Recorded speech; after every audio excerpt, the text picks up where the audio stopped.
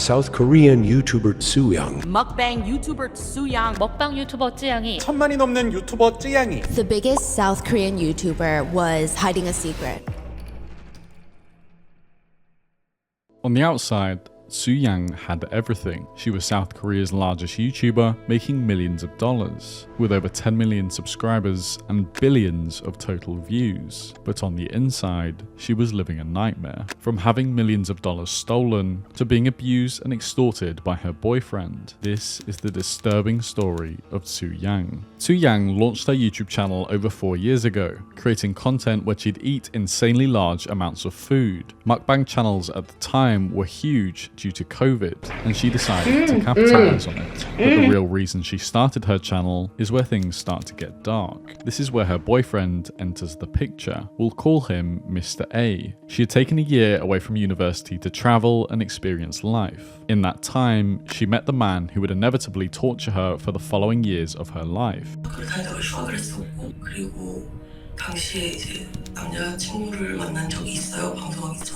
But to begin with, he was kind and he treated her well, and quickly after they met, they spiraled into a relationship. But very quickly afterwards, things would take a turn. He'd become extremely violent, and as you can imagine, she wanted to leave straight away. After confronting him for the first time, he laughed, picked up his phone, and showed her an intimate video that he had illegally filmed without her knowing.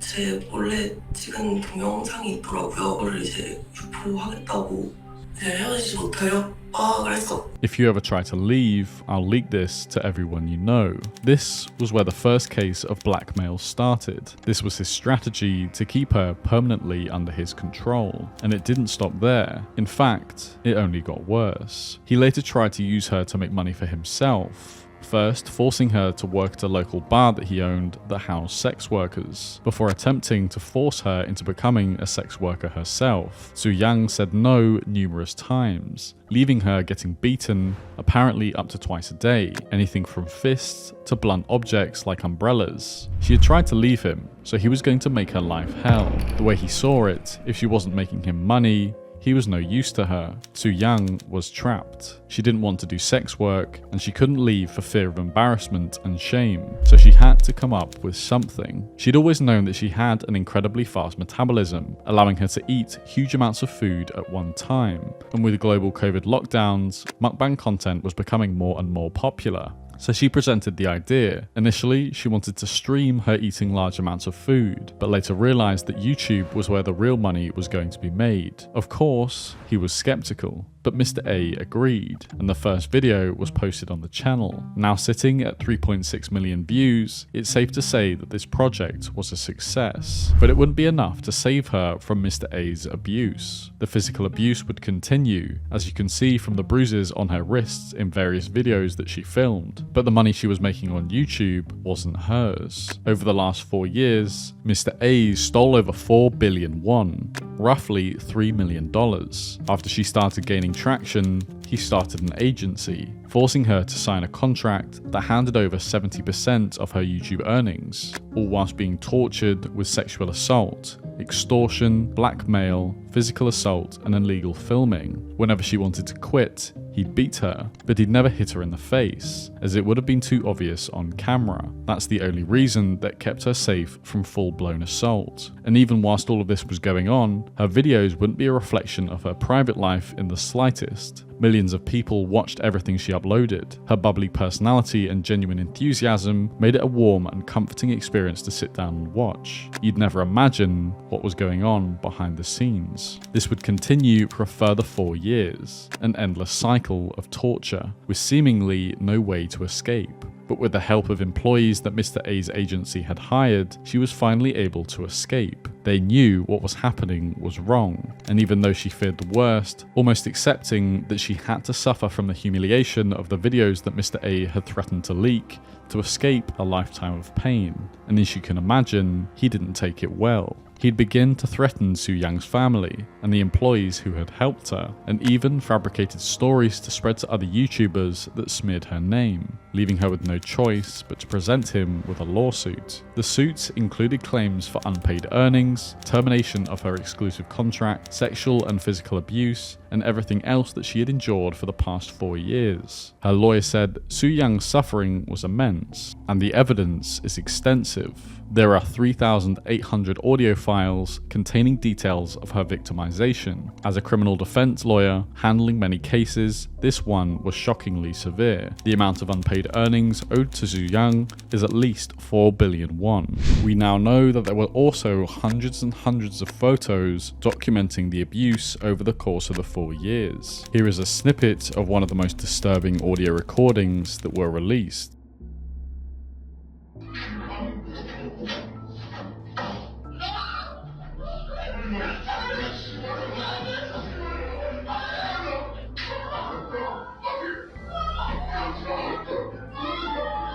After the initial lawsuit, Mr. A requested leniency, not that he deserved it, and an agreement was reached by both sides, leading to a withdrawal of the lawsuit until he'd go on to violate the agreement, leading to a second lawsuit. He was going to face up to 5 years in prison, have his name plastered all over the internet, and his reputation and career shattered, which he'd never be able to recover from. He couldn't handle the shame, and in 2024, he took his own life. In the note left behind, he claimed that he wanted to avoid further conflict, revenge, or disputes. He admitted to abusing Tzuyang and expressed that he regretted his actions. And you might think that this is where it would all end, and Tzuyang would finally be free from the horror story that she was living, but she wasn't. Firstly, it was proven that lawyers hired by Mr. A were attempting to tamper with the real content of the letter he left behind, trying to make it more favourable to him, and perhaps removing some of the confessions that he made. This could have been to preserve his name, but more likely it was to avoid having to pay back the money that he had extorted from Tzuyang, leaving the money with the agency that he founded. Initially, they tried to lie about what was written in the letter, before the real version was eventually leaked. The legal side of Mr. A